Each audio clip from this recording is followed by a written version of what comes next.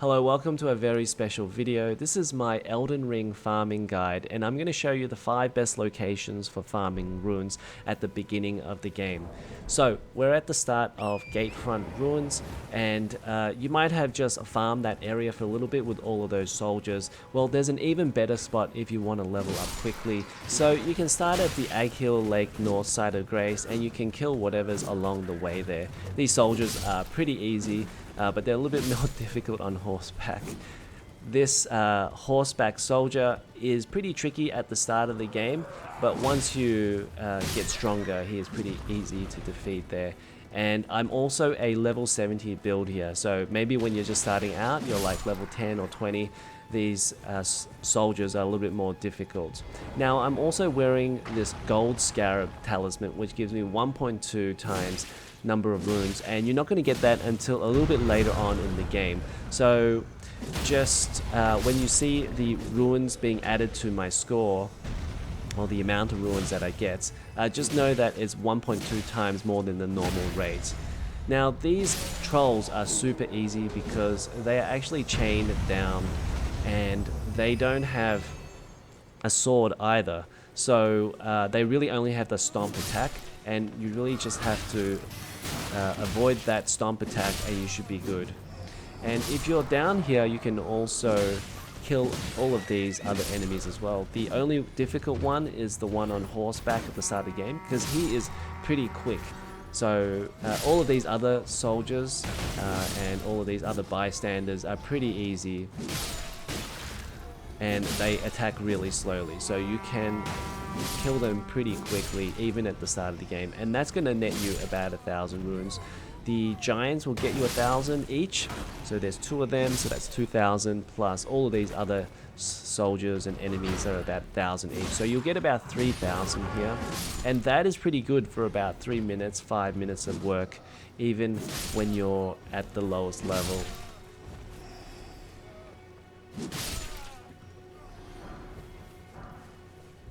So this next spot is even more lucrative than the previous spot. However, it is a little bit more difficult because these trolls now have a sword, and the previous ones, they were chained to the caravan and all they could do was stomp. But these ones are wandering around freely, and there are 5 of them, so if you take all 5 of them down, that would be 1,000 runes each, and that would net you about 5,000 runes. Now, with my level 70 build, I was able to do this in about 3 minutes, even less than 3 minutes, and so you can get more runes per minute faster than the previous spot. And for a high level player, this is still a reasonable spot to quickly get some runes, especially when if you are close to leveling up, say like you might have 18,000 runes and you need 2,000 runes, you can just jump up here and get your 2,000, 5,000 runes fairly quickly this way. Now, apparently you can also ride your horse around and have the trolls chase you, and then they're going to attack each other. I didn't do that because it was just easy for me to just hit them with my sword, and they went down within like 15-20 seconds. So perhaps if you're at the start of the game and your damage level is a little bit lower, then maybe you want to just chase them around and have them fight each other. Now, this next area is about 20 to 30 hours into the game after you pass Stormhill Castle. You can bypass Stormhill Castle and just head directly here if you wanted to, but I think most people would have beaten Stormhill Castle before they got here. Now, this area is where a bunch of soldiers are going to fight these blue magic enemies. And there's also a magic troll here as well. So you want to go all the way down there and try to kite him back so that he fights with everybody else. And then you can just sit somewhere to watch all of the chaos ensue. Now, you do have to eventually go down there and fight, because it's going to get a little bit lopsided with the magic troll there, and he's going to take down all of the soldiers. So you want to go down there, and while the other soldiers are fighting him too, you can probably fight him as well. Now, he is still pretty strong, even at level 70 for me, so you need to take care even when you're a lower level character.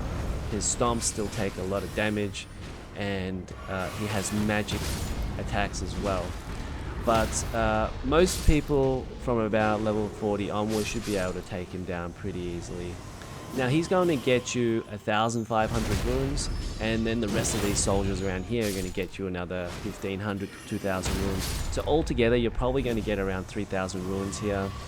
So you don't get as many runes as the giants, but you can just sit there and watch a lot of it. Okay, so now we're going to get into the more advanced parts of this guide, and these are more advanced areas, but you could still do it if you really wanted to at a lower level. And I'm going to show you the quick way to get to Caelid. So you need to go back to the very start of the game at the Stranded Graveyard and turn right to go to the Dragon Burnt Ruins, and then you're going to go down into this room here to open this treasure chest, because that's going to take you to, well, it's a trap, and it's going to take you to Caelid, and you're going to end up at the Cellular Crystal Tunnel. Now it's a little bit daunting to be in there the first time because you don't know how tough the enemies are going to be, and they're fairly tough, but you don't even have to do any of the enemies. You can just run all the way down, just keep heading down, and then you'll get to the side of grace. From Cellular Crystal Tunnel, you want to head south on your horse to Impassable Great Bridge, as you see there. Now I've just fast traveled there, but you won't be able to do that the first time around. You'll need to use your horse to manually travel there yourself. And once you get there, you'll get to a great battle where you've got these enemy soldiers fighting with these, I don't know what they're called, demon dogs, I've heard them called. And you want to kite them all the way down to where the soldiers are. If you just leave the soldiers to battle with the existing demon dogs that are down there, they will win pretty easily. So you got to grab a couple more of those demon dogs to make it a bit more of a fair fight. So I don't think I did a very good job kiting those demon dogs because the soldiers won pretty comfortably this time around. Usually if you've done it right, there should be a couple of soldiers left, maybe 2 or 3. However, this time around, I think I was left with about 10 of these soldiers, and it makes the fight a little bit more difficult if you have to fight all of them at once. I thought I would try anyway because I was over leveled. I was level 70, but even still, you can see that it's not easy, and they can take you down within a couple of hits if they really wanted to. Now, this should net you about 5,000 to 6,000 runes if you've done it properly. However, this time around I only got about 3,500, and I think like if you're too far away from the action, then it doesn't register those runes. Okay, so this last location is probably the most lucrative of all of these locations, and that is the Fort Faroth Dragon or Elder Dragon Grail.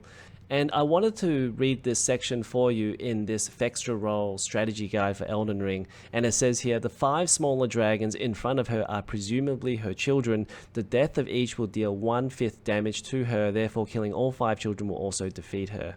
Okay, so you really have 3 options here. Option 1 is to kill the big dragon for a one-time 80,000 runes reward, and the small dragons aren't going to respawn.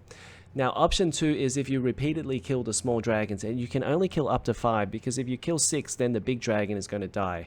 So you can keep on going back to the side of grace and the small dragons will respawn.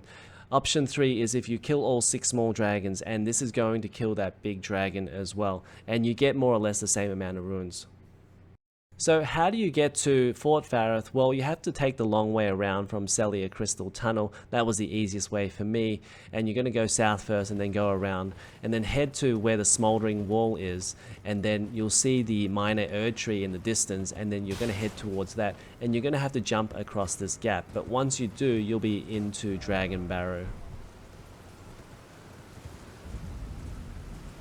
Once you get here, there's going to be a lot of dragons around everywhere. So the first thing really to do is to find the site of grace, and you'll see this big old dragon. That's the dragon that we're talking about, and behind the dragon there'll be a site of grace. So you want to go and activate that first, and then that way you can use the site of grace and then return to it, and the small dragons are going to respawn once you use the site of grace.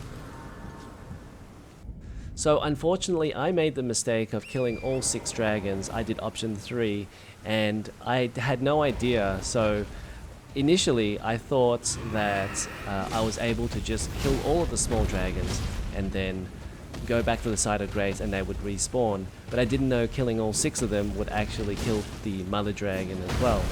So if I had known that, I probably would have just killed 4, maybe 5 of them at the one time, and then I would have made sure that they would be able to respawn. Now I will say the dragons aren't that difficult because they start off with half the health and they only have a few attacks. However, they are still quite powerful if they hit you, so it may be something that is a little bit easier for a higher level character to do, maybe around level 50 or so. If you're around level 30, maybe that would be a little bit more difficult. But what you have to do is you just go in and hit the dragon a couple of times, and then you have to come back out. And that way he doesn't have time to stomp you or swipe you with the tail. As you can see, like when he swipes you with the tail and you're on the horse, he can still hit you pretty significantly. And he's been able to take down almost 90% of my health sometimes, even at level 70. But if you just go in there and swipe him a couple of times and then go back out, then you should be able to defeat him without taking any damage. And they also stagger pretty easily, and you want to go for the head because you get a little bit more damage that way. However, as you can see that once I killed the 6th dragon, then the big dragon also died as well. So that was rather unfortunate. So there you go, that's my farming guide for the beginning areas of Elden Ring, and if you have any questions, just drop them below in the comment section and I'll try to answer them. And I will see you guys in the next episode of Elden Ring Taking Names. See you then.